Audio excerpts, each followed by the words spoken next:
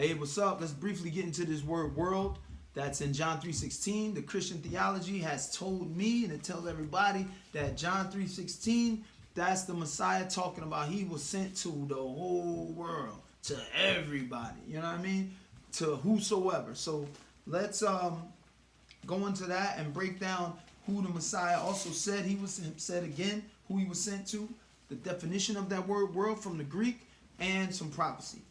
John 3:16, for God so loved the world that he gave his only begotten son, that whosoever believeth in him should not perish but have everlasting life. A Christian would be like, yo, bro, that's it, game over. You ain't got nothing else to say. He said the whole world. So let's go to Matthew 15:24. This is the mashiach speaking to a Canaanite woman. She ran him down. She wanted her daughter healed. And he told her, I ain't here for you. Matthew 15:24. But he answered and said, I am not sent but unto the lost sheep of the house of Israel. All right? Boom. He said that out of his mouth also. I'm not here for you. I'm sent for the lost sheep of the house of Israel. But he still healed her daughter. He still looked out because he's merciful. Let's go to Matthew 10:6. Let's go to Matthew 10:6. Actually, we're going to start at Matthew 10:5. This is the Messiah speaking to the 12 disciples. All right? It's yet another spot of him telling people who he sent to. All right? He ain't say the whole world. Matthew 10:5. These 12 Yahusha sent forth and commanded them, saying, go not into the way of the Gentiles, and into any city of the Samaritans. Enter ye not. Verse 6. But go rather to the lost sheep of the house of Israel. Boom. That's it. You know what I mean? So he said to the 12. He didn't say go to the world. He didn't say go to the Italians, go to Russians. He actually excluded Gentiles and Samaritans. And he said, only go here. All right? So we see the Messiah speaking in John 3:16. According to Christianity, when he uses this word world here in John 3:16, he's schizophrenic. He's lying. He don't know what he's talking about. He don't even know why he was sent. He's just down here blowing in the wind. Oh, I'm here for the world. Oh, I'm here for everybody. I'm here for the lost only. Come on, man.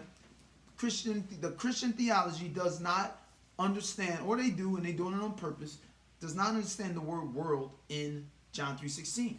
So before I get into the definition of the word world, let's go to John, what is that? 17. Let's go to John 17. John 17, was that 8? John 17:6. I'm going to read 6 and 7 and then jump right to 9. John 6 and 7. All right. This is the mashiach speaking about who he's praying for. All right. All right. John 17:6. I have manifested thy name unto the men which thou gavest me out of the world. Thine they were, and thou gavest them me. And they have kept thy word. Now they have known that all things whatsoever thou hast given me are of thee. Verse 9. I'm skipping to verse 9. I pray for them. I pray not for the world, but for them which thou hast given me, for they are thine. It can't get no clearer than that right there. He said, I ain't praying for the world. I'm praying for my people. Now, why did I say my people? Because we go back to verse 6 in chapter 17. He says, thine they were. These people were yours. And thou gavest them to me. And then thou gavest them to the mashiach, to save them. So let's go to Deuteronomy. All right, I'm already here. Deuteronomy 14, verse 2. All right, Deuteronomy chapter 14, verse 2. The people, the Hebrews, the Israelites have always been the Most High's people. And this is him explaining it. This is forever. For thou art a holy people, Deuteronomy 14:2. For thou art a holy people unto Yahuwah. And Yahuwah hath chosen thee to be a peculiar people unto himself above all the nations that are upon the earth. Okay, so this is the dietary laws going into clean, unclean foods. Yet, this is the Most High speaking to Israel, to the Hebrews. You are my people. I chose you only. He ain't say the whole world. And then we got the Messiah. The people you gave me, that were yours. I'm praying for them. Come on, man. So that word world in John 3:16 ain't looking like it's talking about everybody. All right. So let's go to, let's go to Matthew chapter 1. Matthew chapter 1, verse 21. All right. This is the angel speaking to Joseph about the son that's about to come forth from Mary, and he's telling him what he going to do. Matthew 1:21. And she shall bring forth a son, and thou shalt call his name Yahusha, for he shall save his people. He didn't say he shall save the world. All right, he said he shall save his people. It's self-explanatory. It's clear here. So again, when we see the word world in John 3:16, it's not talking about everybody. All right, it's talking about a specific group of people. But the word world, now we're going to get into the translation. That word world was translated from the word cosmos. I'm going to read it off of my computer right here. It's translated from the word cosmos. Now, when you have translations that are coming from older ancient languages to English, the youngest language, we basically have minuscule amount of meanings, one or a few for word. That word world has 10 different meanings. All right, so I'm going to read them. The first meaning for the word that's translated to world, which is cosmos, is an apt and harmonious arrangement or constitution, order, government. That's not it. Number 2, ornament, decoration, adornment, the arrangement of the stars, the heavenly host as the ornament of heavens. That's not the usage of the word world in John 3:16. We're going to go to 3. The world, the universe, maybe. But we see where the Messiah said in other places, he was only sent to this people. So that ain't it. It's not everybody. 4, the circle of the earth, Nope. 6, no, I'm sorry, 5, the inhabitants of the earth, men, the human family. Could have been it before we read all of these other scriptures where the Messiah said, I'm only sent here. Let's go to 7, the ungodly multitude, the whole mass of men alienated from Yah, therefore hostile to the cause of Christ. Nope. 7, world affairs, the aggregate of things earthly. Nope. Now they have 7a. 7a, the whole circle of the earth, goods, endowments, riches, advancements, pleasures, etc., which although hollow and frail and fleeting, stir desire, seduce from Yah, and are obstacles to the cause of Christ. Nope. Let's go to 8. Any aggregate or general collection of particulars of any sort. No. Now the last one, 8a, says the Gentiles as contrast to the Jews.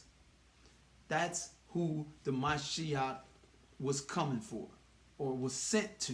All right, that's who the word world is speaking of in John 3:16. The Gentiles as contrast to the Jews. All right, so the word Gentile, goyim, it has dual meaning. Again, these words have different meanings. Goyim means other nations, but it also means those who were scattered that don't know that they're Israelites. All right, these are Israelites living as other nations of people, just as the so-called African Americans are living. We're thinking we're American, or we think we're African. We are Israelites. All right. Until I woke up, I didn't know this. So let me see. I'll even show you an example. Because Israelites did not deal with any other people outside of their people. Everybody else was considered a Gentile. Let's go to Acts chapter 10. What's that? Acts 10 verse 28.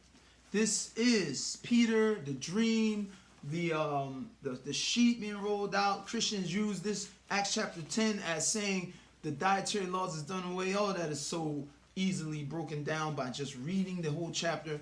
That's false. That's yet another false theology. I did a video on that. You can check the history or the library in this channel on this channel.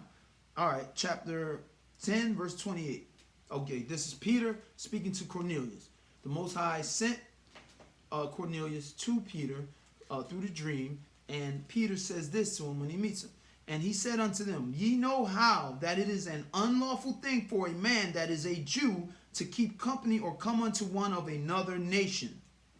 But Yahuwah hath showed me that I should not call any man common or unclean. All right, so I just used that verse to show that was Peter, an Israelite, stating, we don't mess with nobody else. Everybody else is basically Gentiles to them. All right, so let's go into Isaiah, Yeshayahu, what is that? Chapter 53. Yeshayahu 53, 53:5. Try to do it off the top of my head. 53:5. This is a prophecy of the mashiach. But he was wounded for our transgressions, he was bruised for our iniquities. The chastisement of our peace was upon him, and with his stripes we are healed. Who is this our and we? This isn't, he's not talking about the world. This is an Israelite talking about other Israelites. All right? Other Israelites. Oh man. So, all right. Also, from there, let's go back to so-called New Testament, the New Covenant. We're going to go to John 15, 9. This is another usage of the word world that doesn't mean everybody. All right? John 15, 9. All right. If ye were of the world would love his own. But because ye are not of the world, but I have chosen you out of the world, therefore the world hateth you. So that's another usage of the world. That's a negative usage of the word world. All right?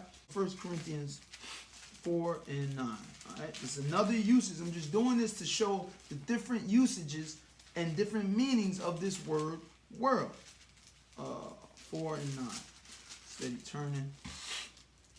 All right. For I think that Yahuwah hath set forth us, the apostles, last, as it were appointed to death. For we are made a spectacle unto the world, and to angels, and to men. So, Brother Shaul, Paul, he wasn't in front of the whole world when he said this. He was in front of the people in that town, in that city, in that community. You know? So he used the word. The word was translated to world there. So the word world does not mean everybody every time you see it. You got to put stuff into context. Put it into context. The mashiach said himself, I was only sent. He said that more than a few times. The angel told Joseph he will be sent. He will be sent to save his people. The prophecy, us, we, he's here for us. He's going to save us. All right? So that's self-explanatory, man. It's enough time spent on this.